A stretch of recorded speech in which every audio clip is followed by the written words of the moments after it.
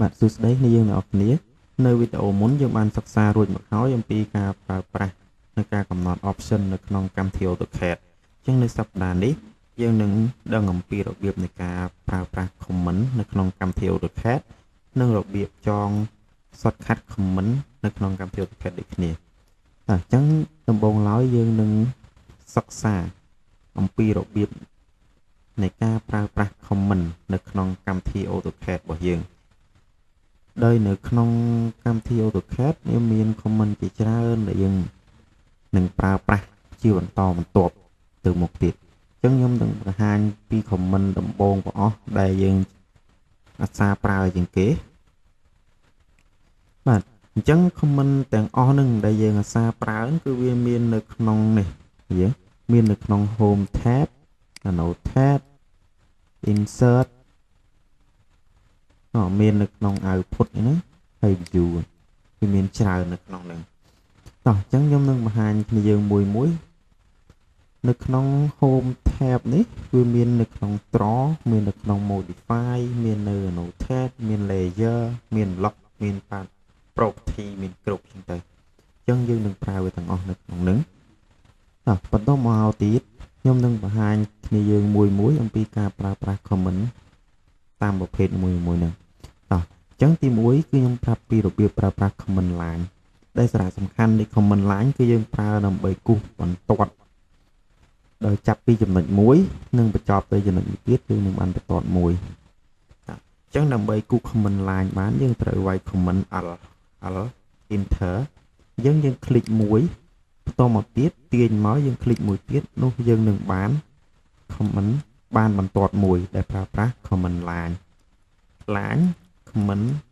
របស់វាគឺអក្សរគឺ comment របស់វាគឺអក្សរ L នេះគឺអក្សរ L ប៉ុណ្ណេះបន្តមកទៀតខ្ញុំនឹងបង្ហាញគ្នាយើងពីការប្រើប្រាស់ comment polyline comment polyline គឺខុសពី comment line ត្រង់ថា polyline យើងអាចគូសបន្ទាត់នឹងជាប់គ្នាបានដោយនៅពេលដែលបញ្ចប់បន្ទាត់ទាំងអស់នោះគឺវាជាប់គ្នាអត់ដាច់ពីគ្នាទេអញ្ចឹងដើម្បីគូស comment polyline បានយើងវាយ PL enter PL enter អញ្ចឹងខ្ញុំคลิกចំណុច1ចំណុច2ចំណុច3ចំណុច4ចំណុច5ចំណុច6អញ្ចឹងគឺយើងបានជា polyline មួយដែលខុសពី line ត្រង់ថា line គឺចាប់បានចំណុចចាប់ផ្ដើមនិងចំណុចបញ្ចប់គឺវាបាន line ក៏ប៉ុន្តែ polyline ចាប់ផ្ដើមជាមួយនឹងចំណុចជាច្រើនរហូតទៅដល់ចំណុចបញ្ចប់ចុងក្រោយដែល comment របស់វាគឺ PL អញ្ចឹងយើងកត់ឆ្នាំទុកណាបន្តមកទៀតបន្ទាប់ពីការប្រើប្រាស់ comment polyline គឺយើងប្រើប្រាស់ comment cycle អញ្ចឹង cycle នៅក្នុងនេះគឺយើងត្រូវវាយ comment នេះយើង comment C គឺ cycle C អញ្ចឹងយើងកត់ទៅ C cycle អញ្ចឹងដើម្បីគូស cycle គឺយើងវាយ comment C cycle អញ្ចឹងនៅក្នុង cycle គឺយើងមានច្រើនរបៀប cycle ខ្ញុំคลิกមួយទៅអញ្ចឹងរបៀបទី1នេះគឺការបញ្ចូលនេះគឺការបញ្ចូលកម្មគឺ A អញ្ចឹងបើសិនបើយើងចង់គូស cycle នេះ diameter ឧទាហរណ៍ថា diameter 2000អញ្ចឹងនាំឲ្យ AI យើងនេះ AI យើងត្រូវបញ្ចូល1000នេះគឺជា option ទី1ដែលយើងត្រូវគូស cycle អញ្ចឹងបើខ្ញុំបញ្ចូល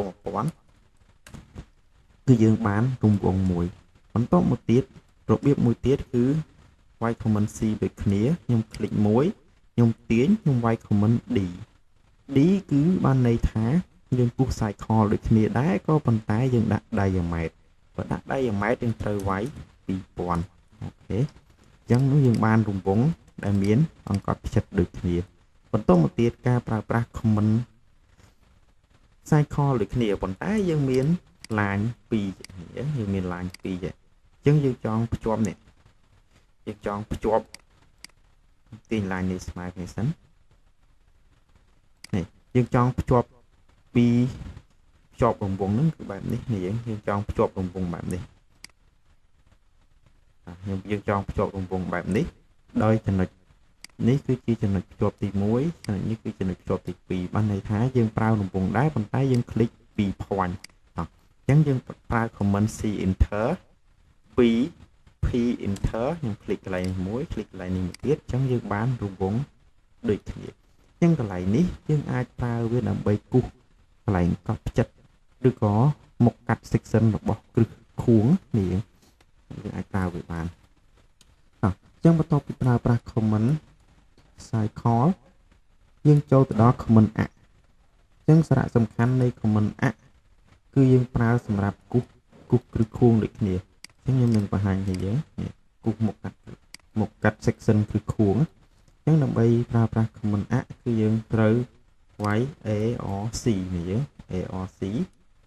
នេះ ARC នេះកត់ទុក ARC អញ្ចឹងយើងវាយមក ARC នេះយើងคลิกមួយយើងคลิกមួយទៀតក៏សំដៅនេះយើងយកមកយើងយក start center and start center and អញ្ចឹងយើងបានមួយអញ្ចឹងនៅពេលដែលយើងគូសមុខកាត់គ្រឹះយើងនឹងប្រើវានេះយើង start center and ហើយយើងទាញមកហើយយើងទាញវាទៅលើនេះយើងតមកទៀតយើងនេះយើងឥឡូវខ្ញុំគូសមួយទៀតណា center and អូខេទាញវាដាក់មកហើយនេះខ្ញុំទាញទៅលើអញ្ចឹងមកកាត់ទៅគ្រឹះខួងយើងគឺយើងប្រើ command ហ្នឹងហ្នឹងយើងដែល command គឺ ARC បន្តមកទៀតគឺការប្រើប្រាស់ command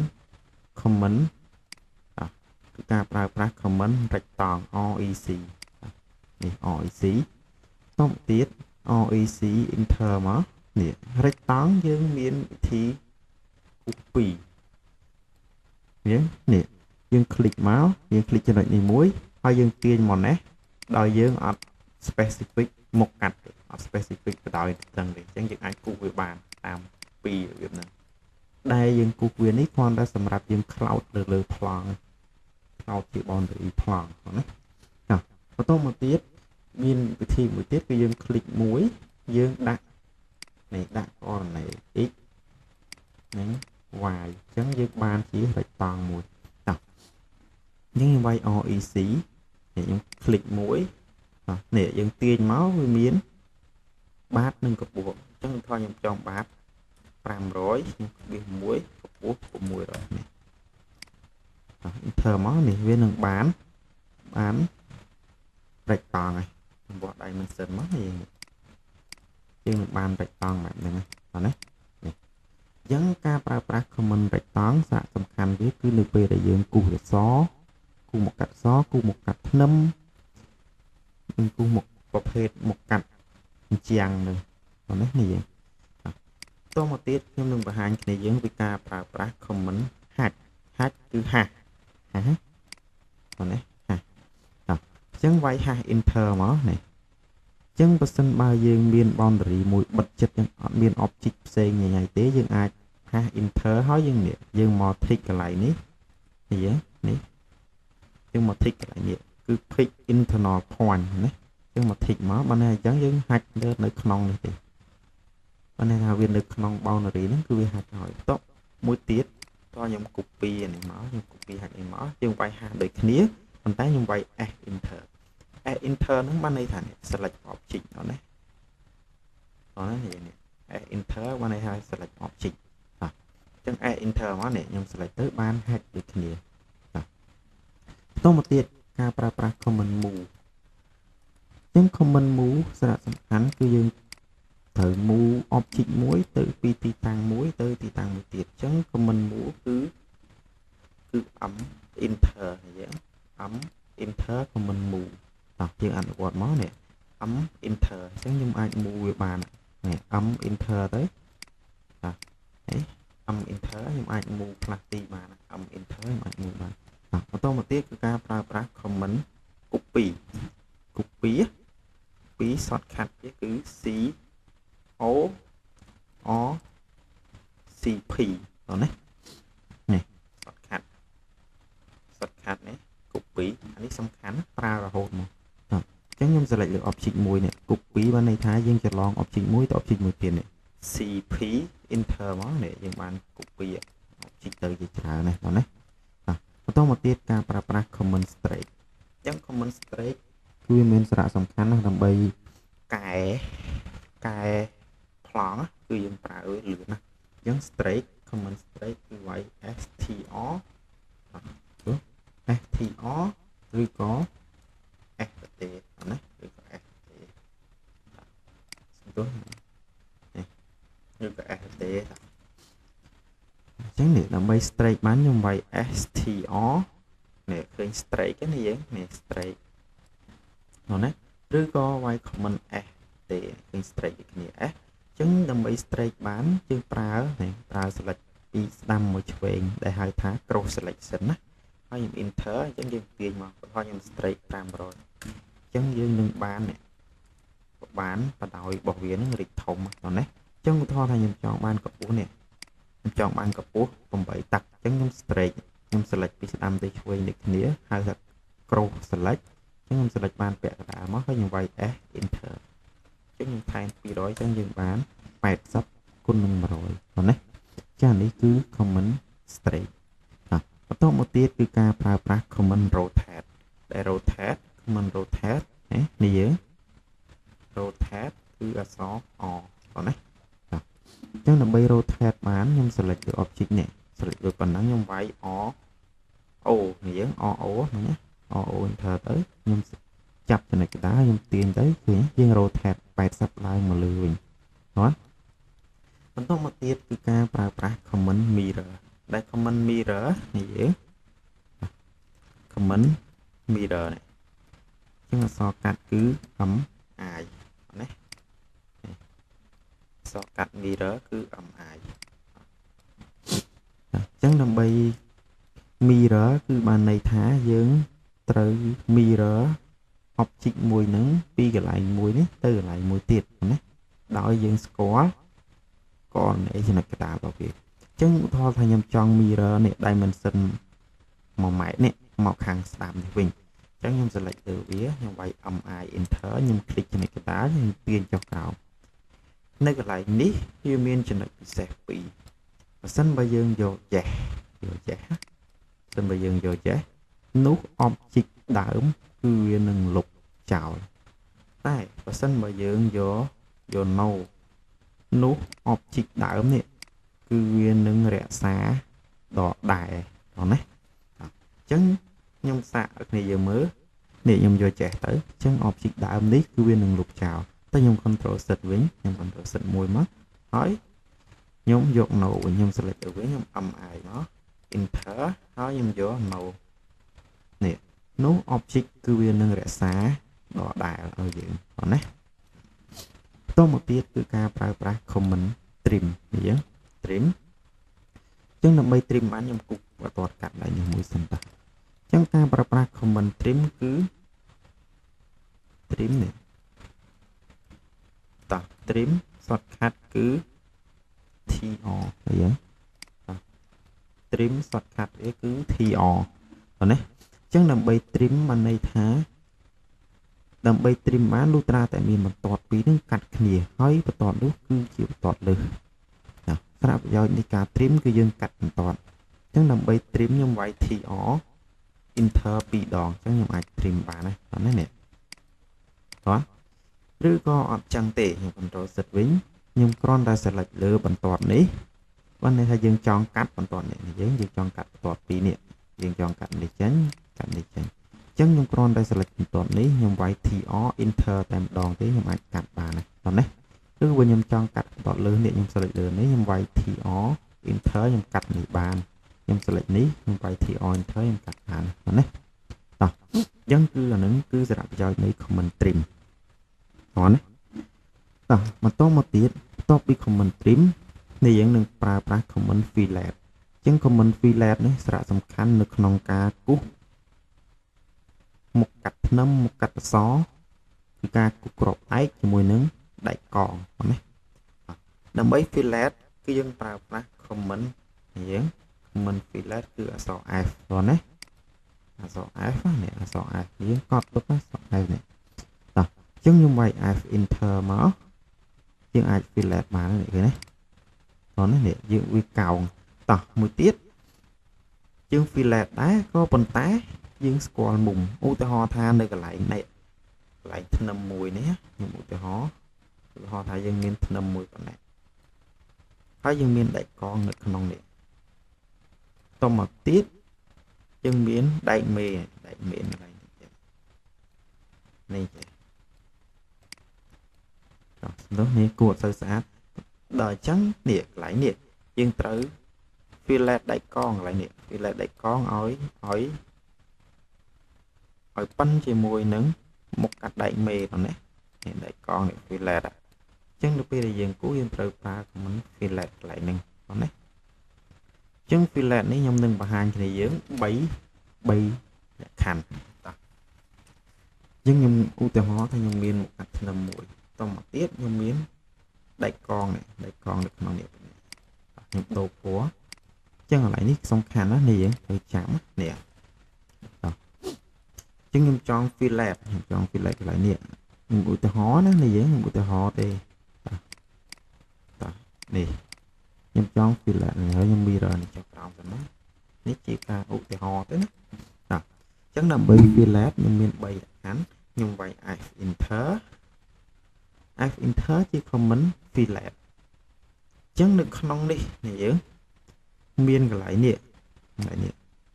នៅកន្លែងនេះកន្លែងនេះគឺជាអ្វីដែលយើងត្រូវប្រើគឺកម្មតើណាកម្មអក្សរកាត់វាគឺ អញ្ចឹងខ្ញុំវាយ f enter enter នេះអញ្ចឹងកន្លែងនេះគេដាក់ specify fillet radius បញ្ហាកម្មអញ្ចឹងឧទាហរណ៍ថាដែកយើង16លីណាបើ16លីខ្ញុំដាក់កម្មកន្លែងហ្នឹងមកយើងកម្មត្រូវយកដៃមកចែក2ហើយខ្ញុំដាក់8 enter មកខ្ញុំ fillet បានទេយើងឃើញយើងពេលដែលយើង fillet ទៅវាកោងអញ្ចឹងដើម្បីយើង fillet តបានយើងចុច space មកបាទនេះចុច space ចុច space ចុច space មកយើង fillet បាននេះបាទនេះយើង fillet តោះអញ្ចឹងអានេះគឺ option 1អញ្ចឹងមួយទៀតយើងមានយ៉ាងដូចគ្នាខ្ញុំ copy ទៅមក copy ជា3ទៅមកនេះបើយើងធ្វើ3 option ណាបងណាហើយយើងគូដែកកងនេះហើយមួយនេះខ្ញុំគូដែកកងថ្មីតាគូដែកកងថ្មីនេះមើលនេះប៉ុណ្ណេះនេះប៉ុណ្ណេះខ្ញុំអំអីនេះមកសិនមក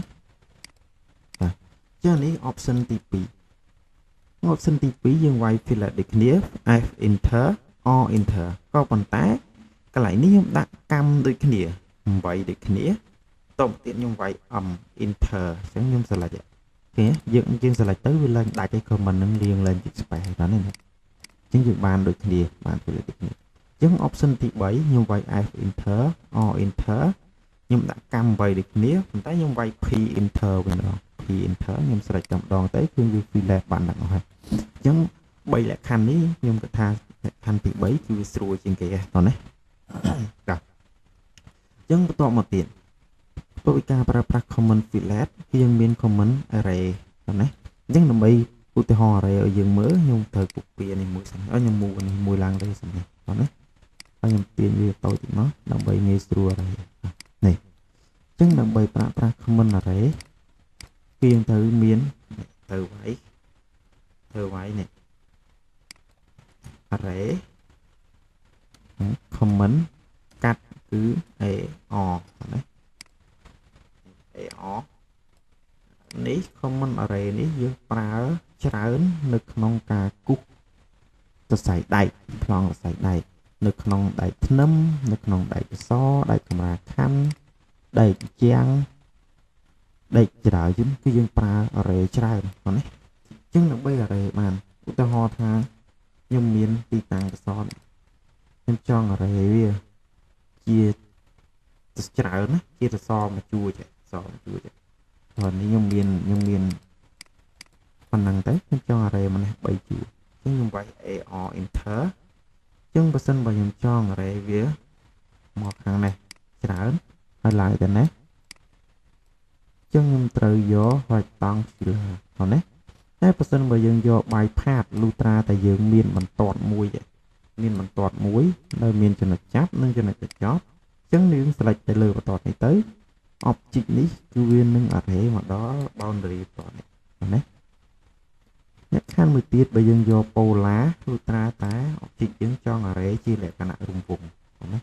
ឧទាហរណ៍ថាយើងគូសគ្រឹះយើងមានដៃនេះអញ្ចឹងគឺខ្ញុំច្រើនតែប្រើ array polar ផងណាដែលយើង select យើង pick កន្លែង object ខាងក្នុងនេះអញ្ចឹងវានឹង array ជុំវិញជាលក្ខណៈរង្វង់អីណាបងណាចុះអញ្ចឹងយើងអនុវត្តទាំងគ្នាខ្ញុំវាយ AR enter ខ្ញុំ select លើ object ខ្ញុំ enter យើងបានយក rectangle អញ្ចឹងនៅពេលដែលយើងយក rectangle នេះឃើញទេឃើញ array របស់យើងនេះគឺនឹងបានចំនួនបែបនេះបងណាតោះមកទីឧទាហរណ៍ថាយើងចង់បានកម្រិតនេះ2ម៉ែត្រកន្លះ2500ក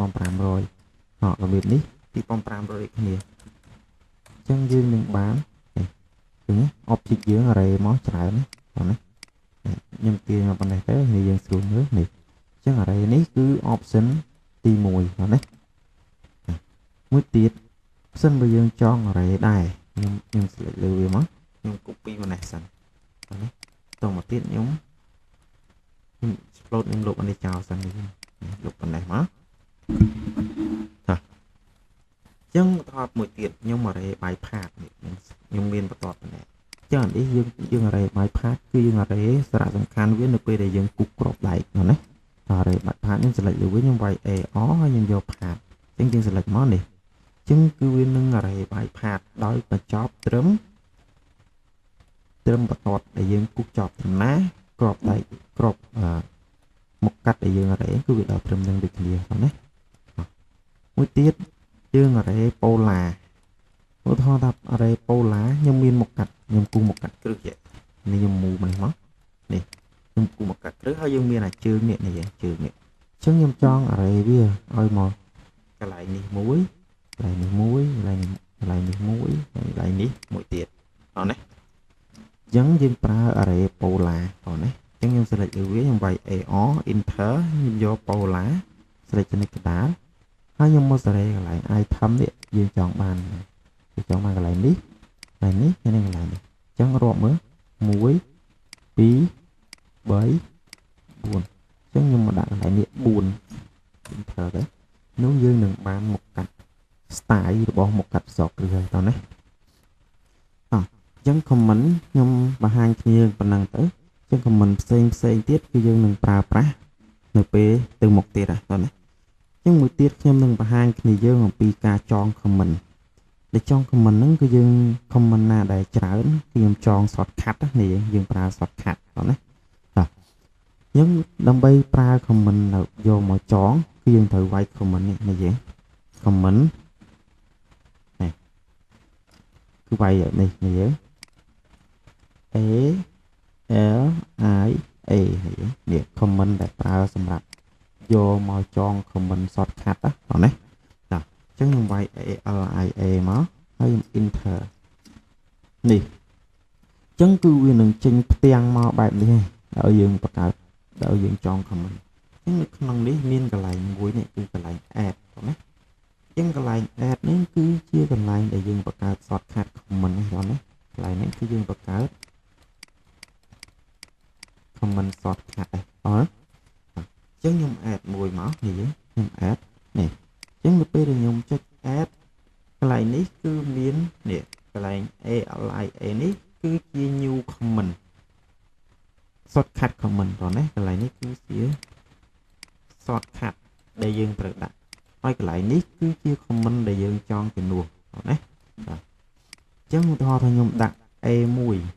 ខ្ញុំជំនួសឲ្យ comment copy ឲ្យ copy មកនេះបងណានេះខ្ញុំបន្ទាប់ពីខ្ញុំដាក់ប៉ុណ្ណឹងខ្ញុំអូខេមក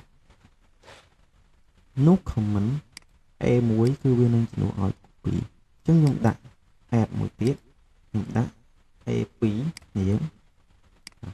A2 ជំនួសឲ្យ comment move M O V E មកនេះ move ខ្ញុំ add apply មក yes ទៅអូខេកន្លែងហ្នឹងមួយទៀត យើង apply ហើយអូខេហើយអូខេទៀតអូខេដាច់ហើយតោះមកខ្ញុំ refresh មួយតោះអញ្ចឹង e មួយទៀតមកតោះអញ្ចឹងមកខ្ញុំចង a1 ជំនួសឲ្យ copy a2 ជំនួសឲ្យ move នេះអញ្ចឹងខ្ញុំ select លើវាខ្ញុំវាយ a1 នេះ a1 ឃើញទេនេះអញ្ចឹងខ្ញុំចងហើយវាយ a1 គឺជា shortcut comment យើងហើយឈ្មោះ comment ដែលយើងជំនួសគឺជា comment copy អត់នេះអញ្ចឹងខ្ញុំ select លើវាខ្ញុំវាយ a1 មកនេះអញ្ចឹងយើង comment របស់យើងគឺចងបានហើយនេះ shortcut comment ខ្ញុំវាយ a1 enter មកយើងនេះយើងចងបានណាតោះនេះតោះឥឡូវខ្ញុំតេស្ត a2 នេះនៅពេលដែលខ្ញុំវាយ a2 គឺវានឹងចេញបែបនេះដែល a2 គឺជា shortcut យើងចងហើយឈ្មោះពេញរបស់វាគឺ comment move តោះនេះអញ្ចឹងខ្ញុំ select លើវាខ្ញុំវាយ a2 enter នោះយើងនឹងប្រើប្រាស់វាបានហើយតោះនេះអត់ចុះឧទាហរណ៍ថាគ្នាយើងចង់បានមួយទៀតចង់បានថា a3 ជំនួសឲ្យ polyline អញ្ចឹងយើងវាយ comment al ia មកហើយ enter ហើយយើងយក add យើងដាក់ a3 ជំនួសឲ្យ polyline polyline ចូលមើលនេះយើង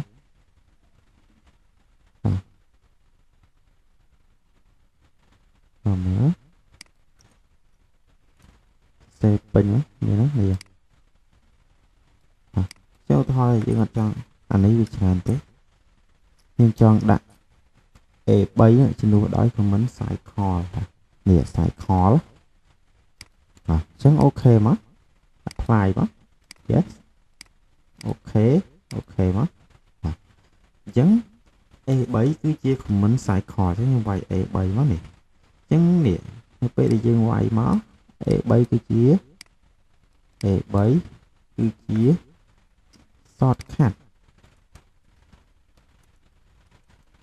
shortcut ពេល cycle នេះគឺជា full name យើងអត់ណាគឺជា full name របស់ comment ហ្នឹងអត់ណាអញ្ចឹងបើសិនបើគ្នាយើងចង់បាន comment ផ្សេងទៀតដោយជំនួសដោយ shortcut a4 a5